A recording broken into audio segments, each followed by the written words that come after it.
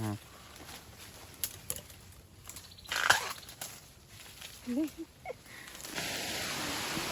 นตกแล้วพี่น้องเอ้ยฝนตก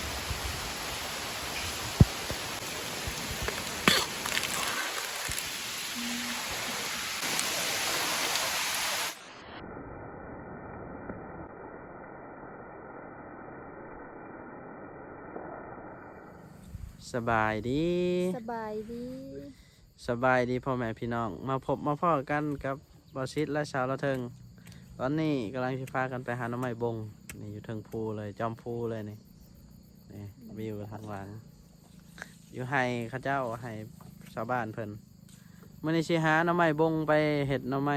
ดองเอาไว้กินเอาไว้ขายว่าบาดยามหน่อไม้หมดยามหมดฤดูเนาะคือเดือน12ประมาณนั่นแหละก็หมดฤดูแล้วเฮาก็บ่อยากว่าหลายจังได้ก็ฝากพ่อแม่พี่น้องฝากติดตามฝากชมฝากกดไลค์กดแชร์ฝากสนับสนุนบอสิทธิ์กับสาวละเทิงเด้อเอามื้อนี้เฮาปากันไปเบิ่งหน่อไม้เลยว่าสิได้บ่ไปหาชมนำกันเลย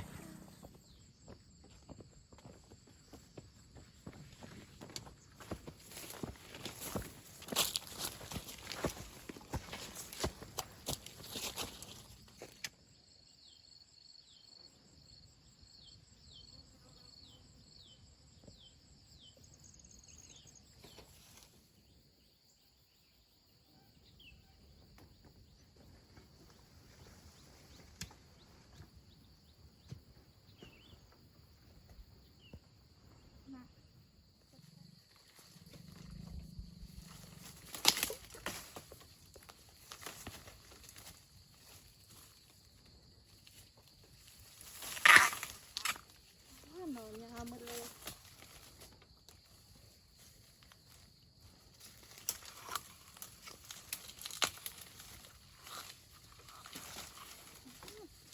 จะนอนยาว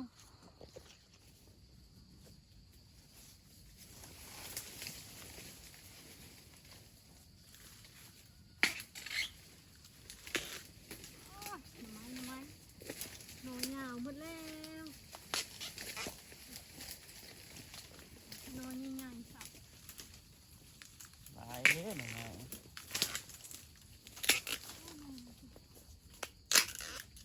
นี่ก็หลายเลย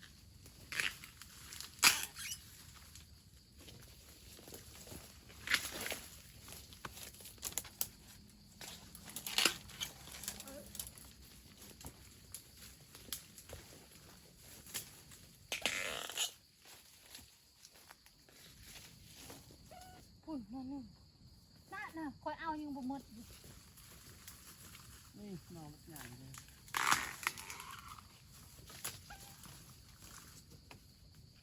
นี่เลยปะย่างอยู่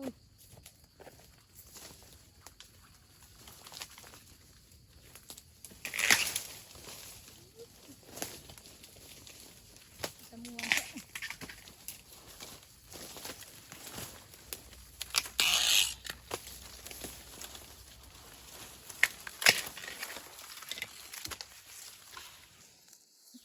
หากระเขามาจุดเดียว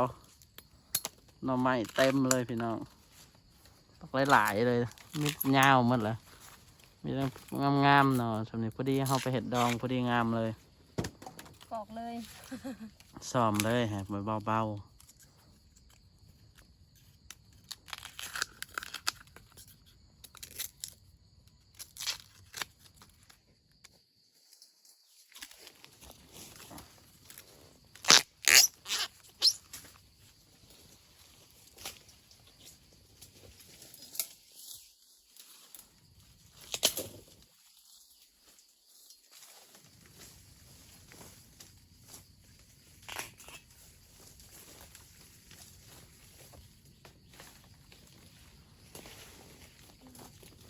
นี่ต้นไม้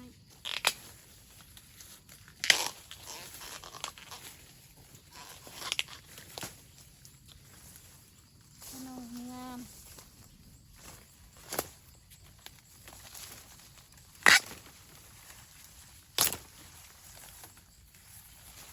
มีแต่น้อง ๆ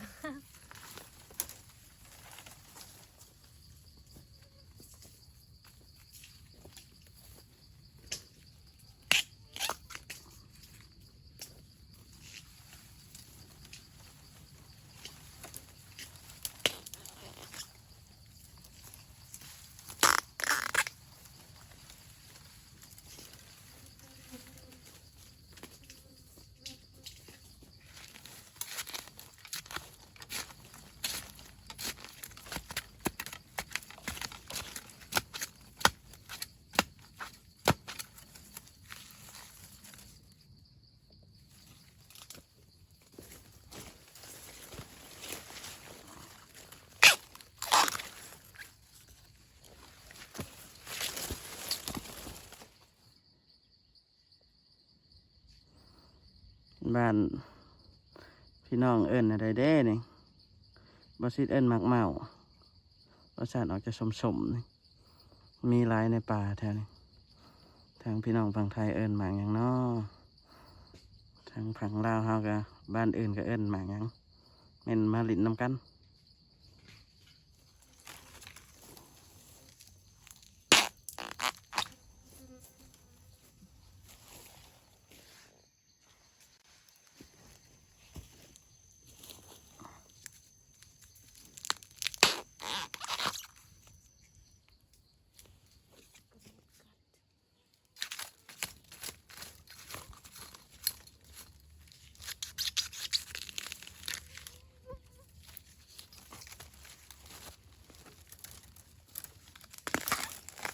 ใหญ่ก็เลยตัวนี้นี่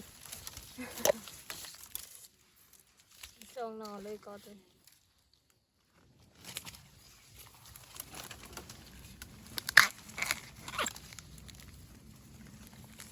สองหน่อเลยแต่น้อยเนี่ย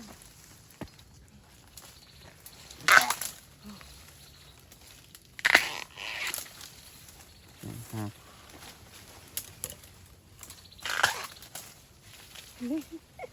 น้อยใหญ่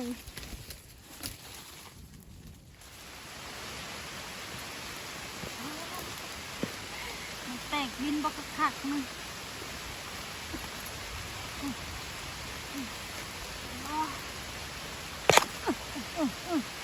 อย่าลี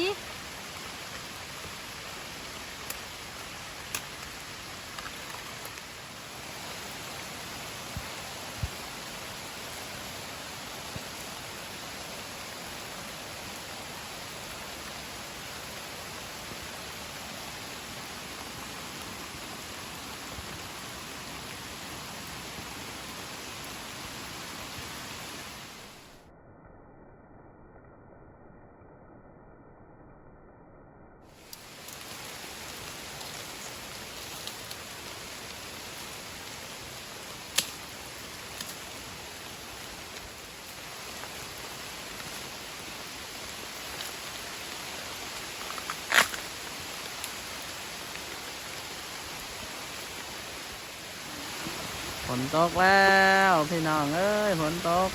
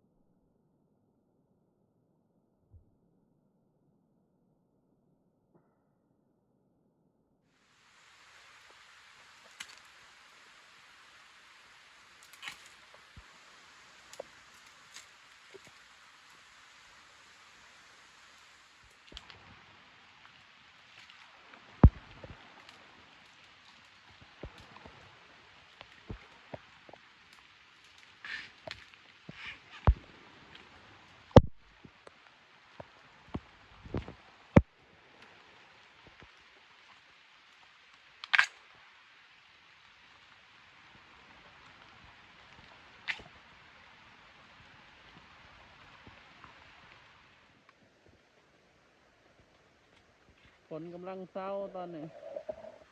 ยังอยู่ป่ายังหาหน่อไม้อยู่เลย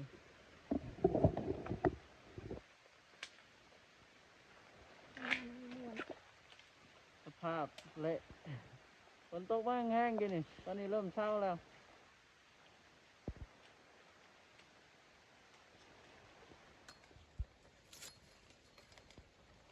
หน่อไม้ไล่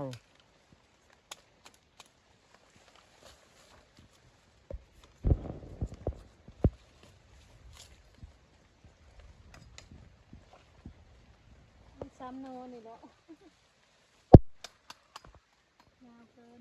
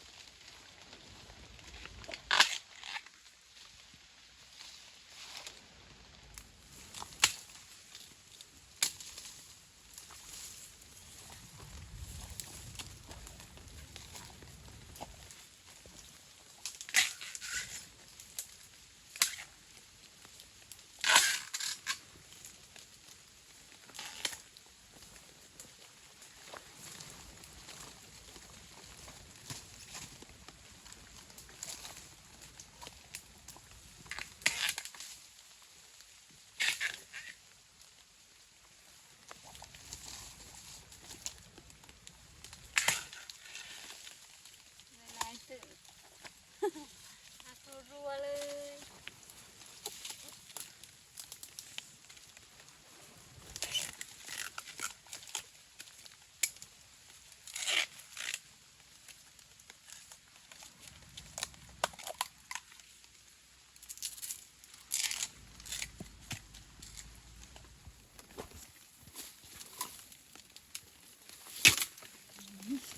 เราเป็นไง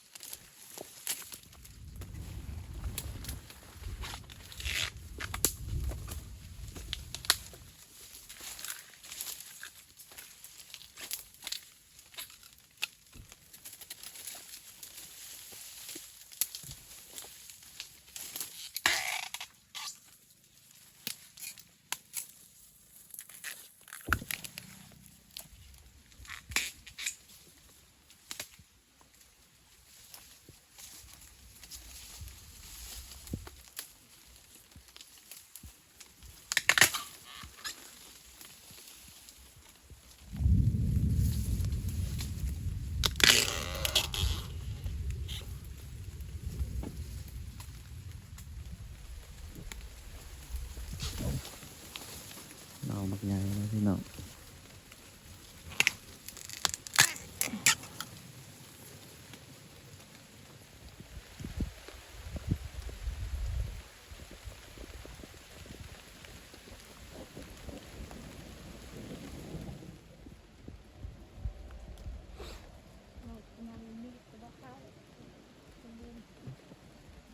บรรยากาศหลังฝนตก นี่คนงานเขาหน่อไม้เดี๋ยวเมื่อเห็ดหน่อไม้ดองต้มดองใส่ถุงยางขายไว้กิน ปอกเลย บอกเรียบร้อย ปอกรูปร้อยสบายเมื่ออย่างเดียวต้มอ้าวคลิปนี้กับบูมี่ยังหลายนะนี่ก็บอสิทกับชาวเทิงกับสีขอจบคลิปลงเพียงเท่านี้ยังไงก็ขอบใจพ่อแม่พี่น้องอ้ายเอื้อยน้อง ที่อยู่ในลาวอยู่ในไทยอยู่ในต่างประเทศก็ตาม